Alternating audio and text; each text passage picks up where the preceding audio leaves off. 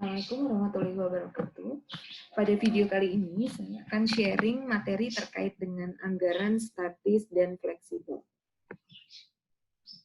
Adapun tujuan pembelajaran yang hendak dicapai setelah kita menempuh materi ini adalah yang pertama, mahasiswa mampu menjelaskan anggaran statis, yang kedua mampu menjelaskan anggaran fleksibel, yang ketiga mampu menyusun laba rugi dengan pendekatan anggaran fleksibel, dan yang keempat, mahasiswa mampu menyusun anggaran fleksibel untuk BOP. Yang kelima, menyusun anggaran biaya pemasaran dengan metode fleksibel. Dan yang keenam, menyusun anggaran biaya administrasi dengan pendekatan anggaran fleksibel.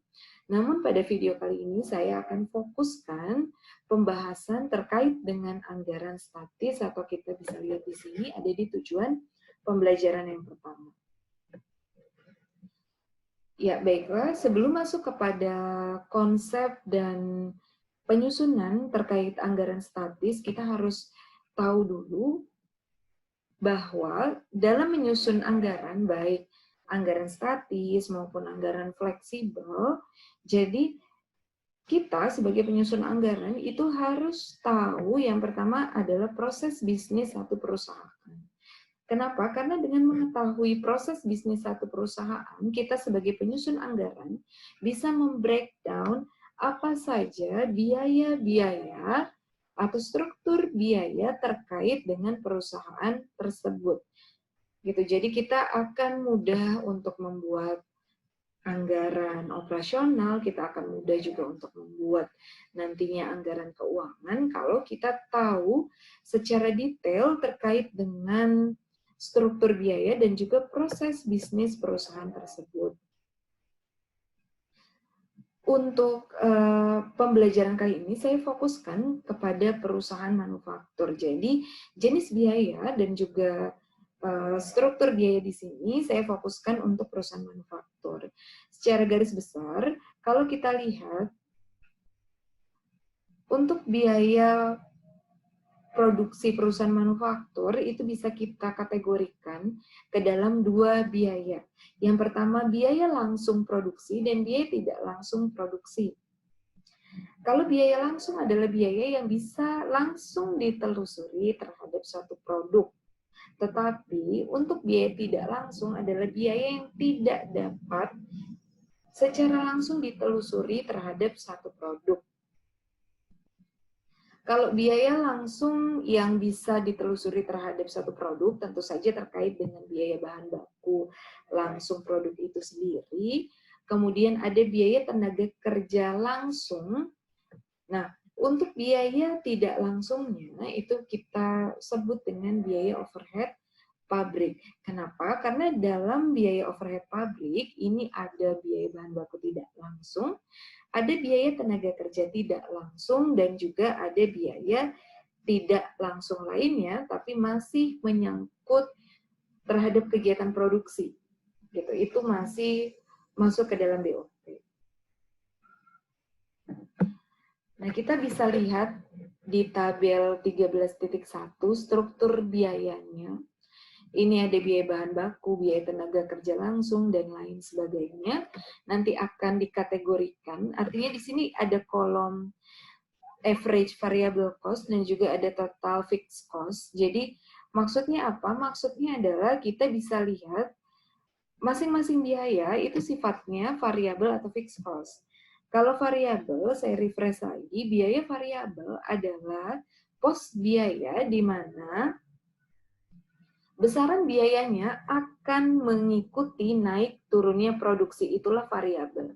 Tetapi untuk biaya tetap, jumlah satu biaya itu jumlahnya akan tetap walaupun adanya naik turun produksi.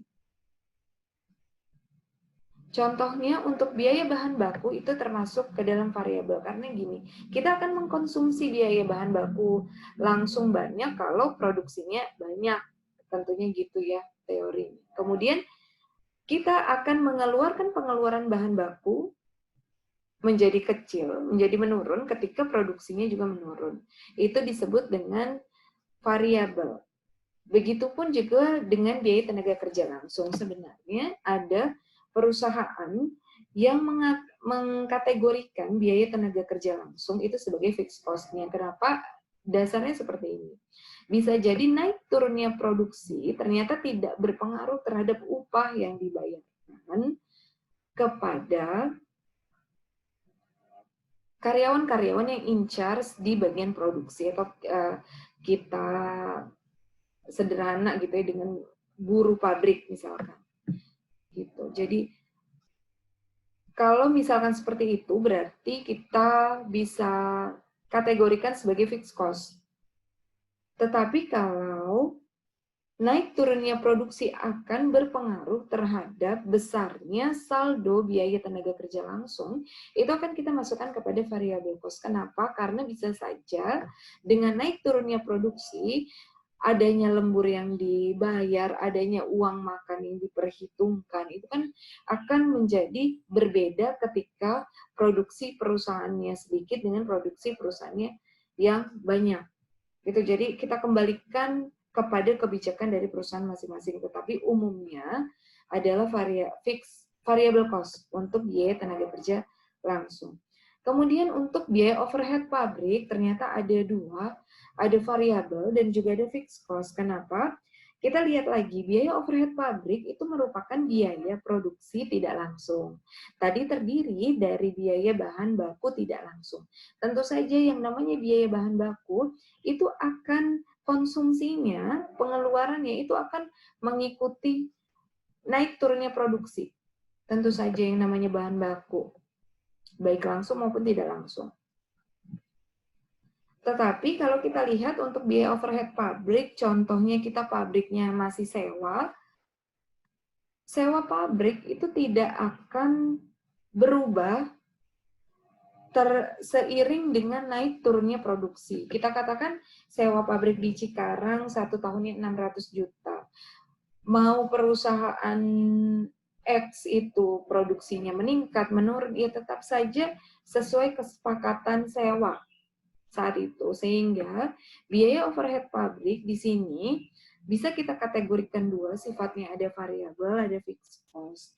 Kemudian sama halnya dengan overhead pabrik, pemasaran dan administrasi ini ada dua biaya yang merupakan bukan biaya produksi ya, tapi kita masuk harus list juga dia ke dalam struktur biaya. Beban pemasaran dan beban administrasi ini kan bisa kita kategorikan dua ya.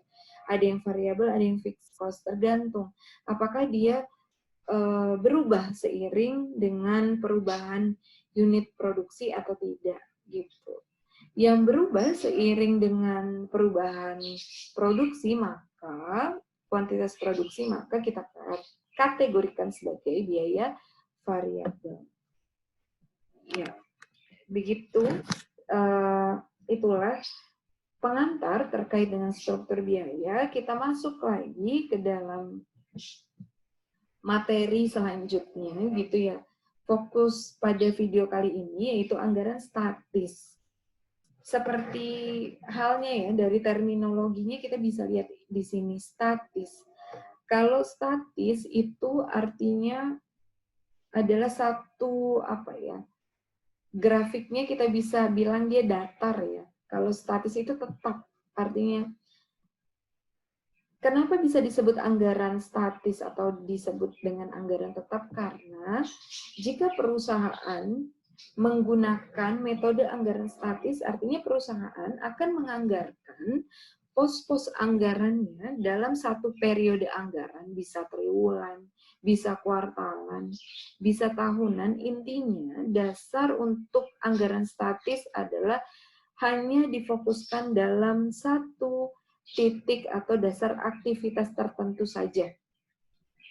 Hanya berada di satu titik. Artinya kalau kita mau membuat anggaran triwulan pertama, jadi asumsinya adalah kita hanya membuat satu anggaran dengan dasar satu jumlah produksi dalam triwulan tersebut. Gitu. Entah bisa produksi, entah bisa unit penjualan. Gitu. Artinya hanya satu saja.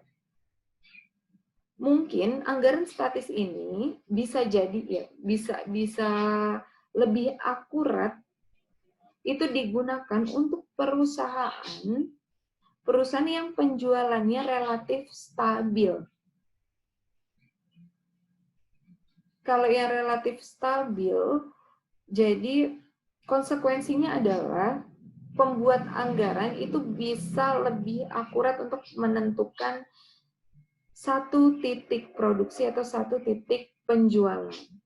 Berbeda dengan perusahaan yang memang dalam satu triwulan, bulan pertama itu akan berbeda, penjualannya bulan kedua akan berbeda, sangat sulit diprediksi, maka penggunaan anggaran statis itu tidak applicable ya, artinya tidak kurang berguna untuk diterapkan gitu atau kurang cocok. Oke, jadi contohnya seperti ini. Contoh dari anggaran statis adalah kita sebagai pembuat anggaran PTX itu akan membuat anggaran keuangan misalkan dalam satu periode, tetapi asumsi penjualannya hanya satu aja.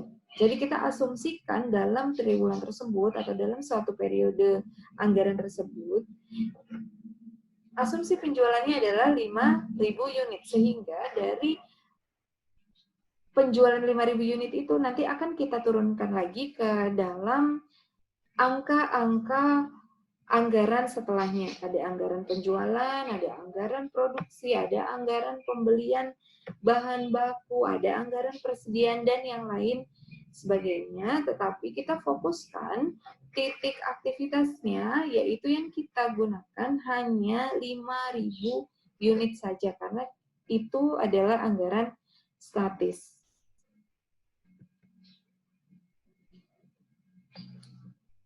Ya, berikut adalah dasar-dasar untuk menyusun anggaran statis. Konsep-konsep untuk menyusunnya adalah yang pertama tentunya, saya ingatkan sekali lagi, untuk menyusun anggaran, apapun bentuk anggarannya, apapun bentuk pendekatan anggarannya, yang pertama harus kita buat adalah asumsi anggaran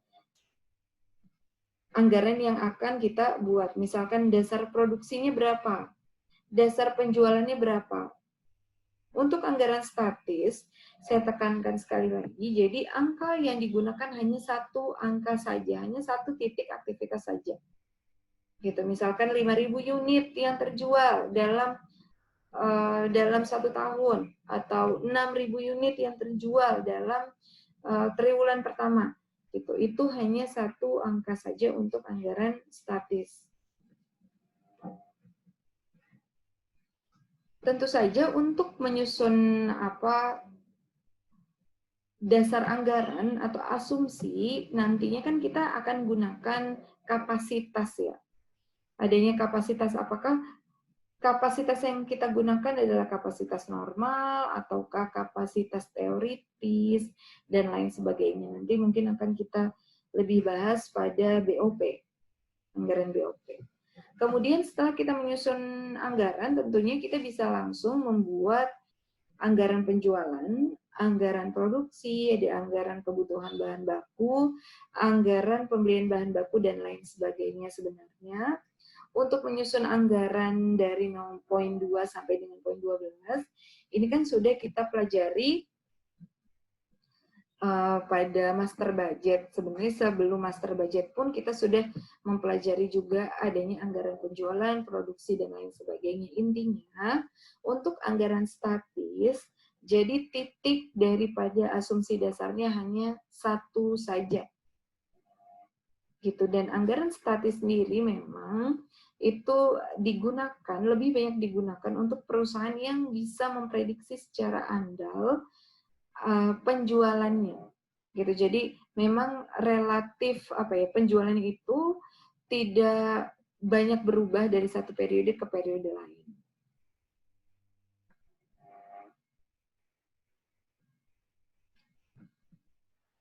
Ya, setelah kita menganggarkan satu pos tertentu, jadi misalkan kita menganggarkan penjualan dalam triwulan tertentu adalah 100 juta.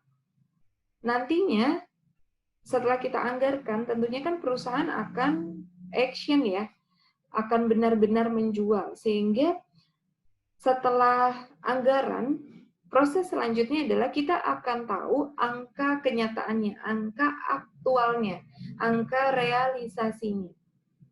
Sehingga nanti kita sebagai akuntan manajemen itu bisa membuat satu analisis yang dinamakan analisis variance, di mana kita bisa melihat selisih antara realisasi dengan anggaran.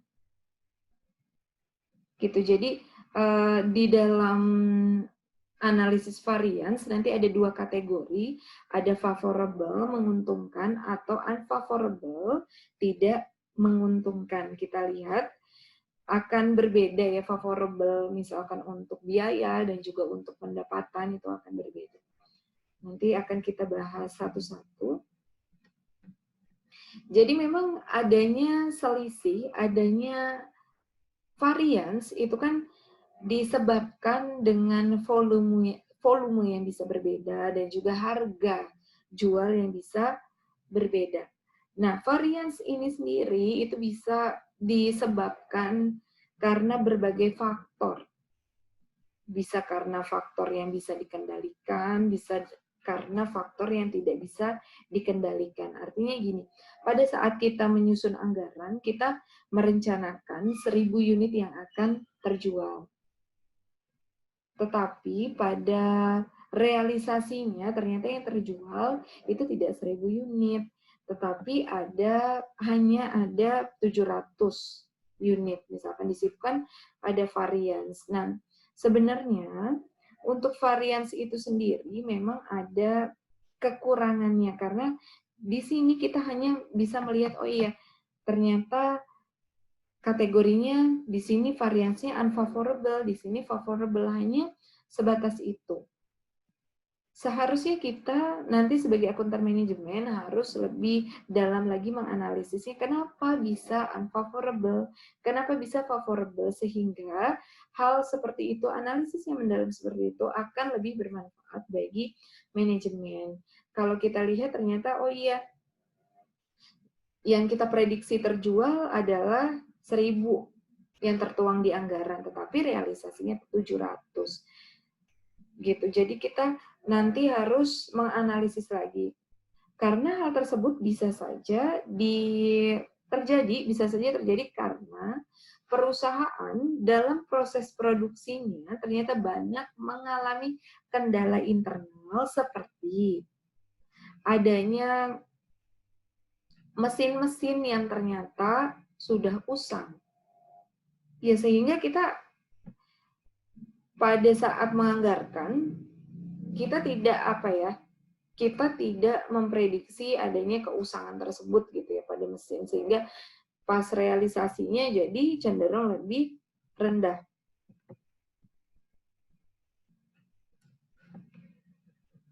Ya, ini adalah Oke, berikut adalah perbandingan antara anggaran statis dan juga anggaran kinerja. Nah, di sini ada beberapa kolom. Yang pertama adalah kolom keterangan, yang kedua ada kolom anggaran, yang ketiga adalah kolom kinerja atau aktual ya. Kolom aktual, kemudian ada kolom variance, di mana kolom variance di sini itu menunjukkan adanya perbedaan angka antara yang dianggarkan dengan angka yang aktualnya atau kinerja sebenarnya. Ini contohnya saya ambil dari buku Anggaran Perusahaan Ibu Yunika Murdayanti.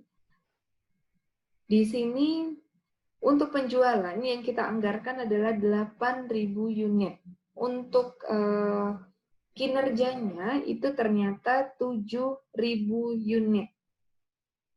Ternyata unit penjualannya itu menurun, sehingga untuk variansnya kita kategorikan sebagai unfavorable atau tidak menguntungkan sebanyak 1.000. Kalau untuk analisis varians hanya sampai situ. Makanya di sini ada kekurangannya, karena kita sebenarnya harus tahu mengapa seperti itu. Gitu. Jadi harus ada analisis yang lebih mendalam. Kemudian kita lihat, jadi nilai penjualan dari dalam rupiahnya secara total untuk 8.000 unit adalah nilai penjualannya 160.000. Untuk kinerjanya itu ada 154.000, sehingga kita bisa lihat variansnya juga menunjukkan angka tidak menguntungkan sebanyak 6.000.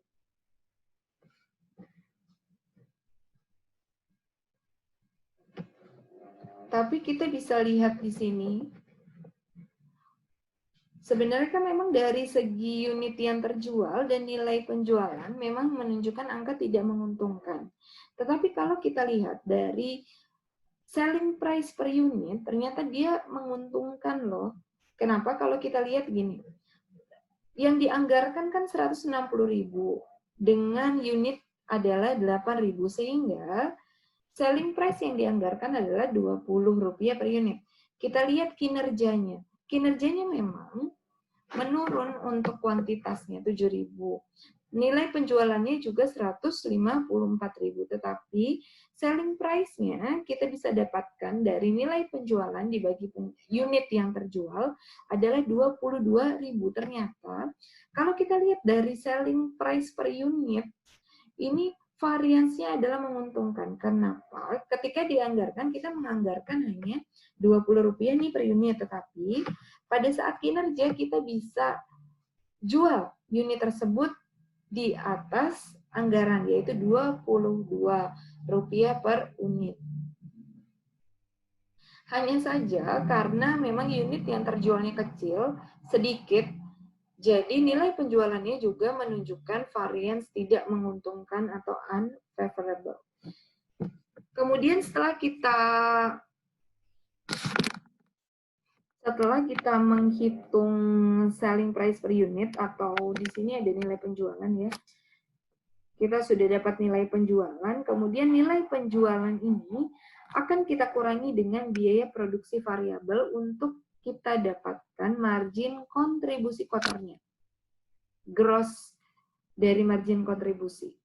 Gitu. Jadi dikurangi dulu dengan biaya produksi variabel seperti biaya bahan baku, upah buruh, dan biaya overhead yang sifatnya variabel saja. Oke. Ya, sehingga kita bisa lihat di sini, biaya bahan baku kan 40.000 ya, kita anggarkan, ternyata lebih kecil. Kalau biaya bahan baku kinerjanya lebih kecil daripada anggaran, itu kita bisa bilang dia menguntungkan. Begitupun juga upah buruh juga ternyata aktualnya lebih kecil daripada anggarannya, sehingga kita bisa bilang itu juga menguntungkan atau favorable. Di sini margin kontribusi kotor 64.000 itu kita dapatkan dari nilai penjualan. Kita lihat margin kontribusinya baik anggaran maupun kinerja itu kita dapatkan dari nilai penjualan, total sales, dikurangi dengan total biaya produksi variabel. Yaitu kalau kita lihat dari anggaran ada 40.000 ditambah 32.000 ditambah 24.000. Ketiganya dijumlahkan, kemudian kita kurangi dengan nilai penjualan. Sehingga kita dapatkan margin kontribusi kotornya adalah 64.000. Begitupun juga untuk kinerjanya atau aktual itu sama ya, untuk menghitung margin kontribusi kotornya dari total sales-nya dikurangi total biaya produksi variabel.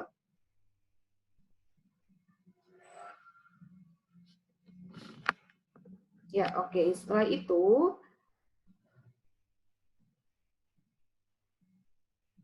dapat margin kontribusi kotor. Nah, sekarang kita kurangi juga dengan biaya pemasaran variabel.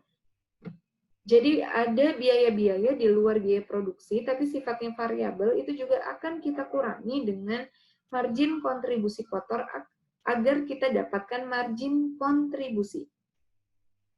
Dikurangi lagi dengan biaya pemasaran variabel, dikurangi lagi juga dengan biaya administrasi variabel, baik untuk kolom anggaran maupun kolom kinerja. Sehingga untuk kolom anggaran sendiri kita lihat margin kontribusi kotornya 64.000, kita kurangi dengan biaya pemasaran variabel, biaya administrasi variabel, sehingga margin kontribusinya menunjukkan angka 40.000. Begitupun juga kinerja, stacknya sama. Oke, setelah kita dapatkan margin kontribusi bersihnya ya, lalu kita akan kurangi dengan biaya tetap, biaya-biaya yang bersifat tetap. Sehingga kita akan mendapatkan laba operasi. Biaya tetap dalam hal ini, dalam contoh soal, itu berasal dari biaya overhead, biaya pemasaran, dan juga biaya administrasi. Dan kita bisa lihat di sini ya, contohnya saya contohkan yang ini. Biaya pemasaran variabel kita anggarkan itu adalah 16.000 untuk periode anggaran tersebut. Kemudian ternyata menurut kinerja itu ya realisasinya adalah bukan 16.000 tetapi 16.100. Ternyata biayanya lebih tinggi. Lebih tinggi. Nah, bisa kita bilang itu tidak menguntungkan. Kalau dari segi angka memang tidak menguntungkan. Varian seperti itu. Memang ya analisis varian seperti itu. Kalau kita lebih dalam lagi, oh iya, biaya gini, biaya lebih tinggi bukan berarti tidak semua efeknya negatif. Jadi gini ya, kalau misalkan anggaran ternyata ada biaya yang kita anggarkan, terus kemudian kita lihat dengan realisasinya, ternyata yang dianggarkan itu lebih kecil daripada realisasinya.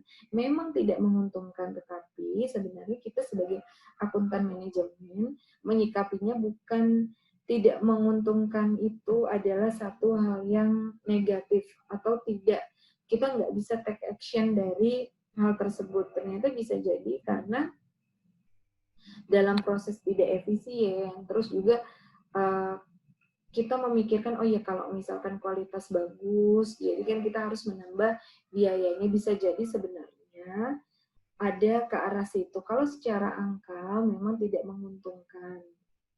Seperti itu memang itulah yang dianggap hal-hal yang kurang atau hal kekurangan dari analisis varians. Memang kita hanya melihat, oh ini tidak menguntungkan, oh ini menguntungkan, tidak jauh lebih dalam. Kalau tidak menguntungkan itu kan hanya kita lihat dari sebatas angka saja. Itu belum analisis lebih dalam.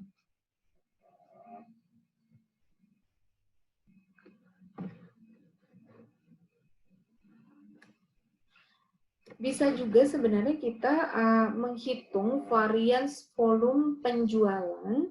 Varians volume penjualan itu nanti kita dapatkan dari margin kontribusi per unit yang dianggarkan atau standarnya dikalikan dengan selisih antara volume aktual unit yang terjual secara aktual dikurangi unit yang terjual dari yang dianggarkan. Margin kontribusi per unit yang dianggarkan bisa kita dapat dari margin kontribusi yang 40.000, nanti kita akan bagi dengan per unit. Itu dapatnya margin kontribusi per unit dianggarkan, kemudian dikalikan dengan volume aktual, dikurangi volume yang dianggarkan.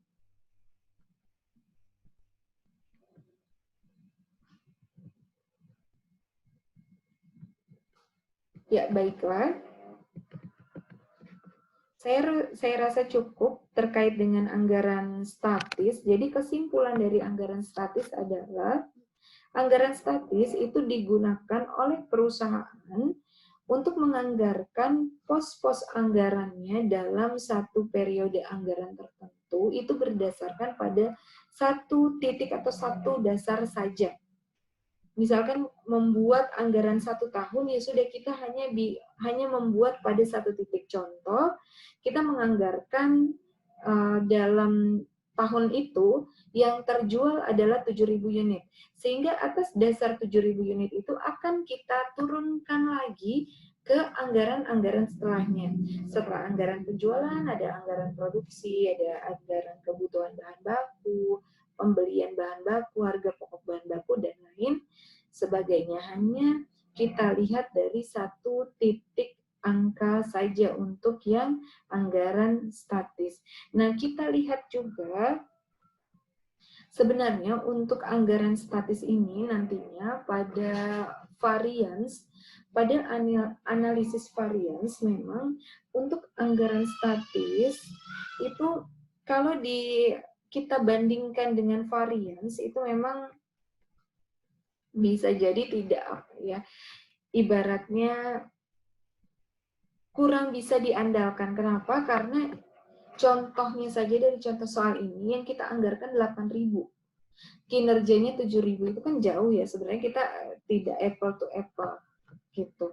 Ya anggarannya 8.000, kinerjanya 7.000 itu akan berbeda ketika angka atau unit penjualan antara anggaran dan kinerja itu tidak jauh berbeda. Itu nanti akan kita pelajari di anggaran fleksibel. Tapi untuk statis sendiri, angka yang digunakan untuk angka dasar atau asumsi dasar yang digunakan dalam anggaran tersebut, kalau untuk statis hanya satu saja.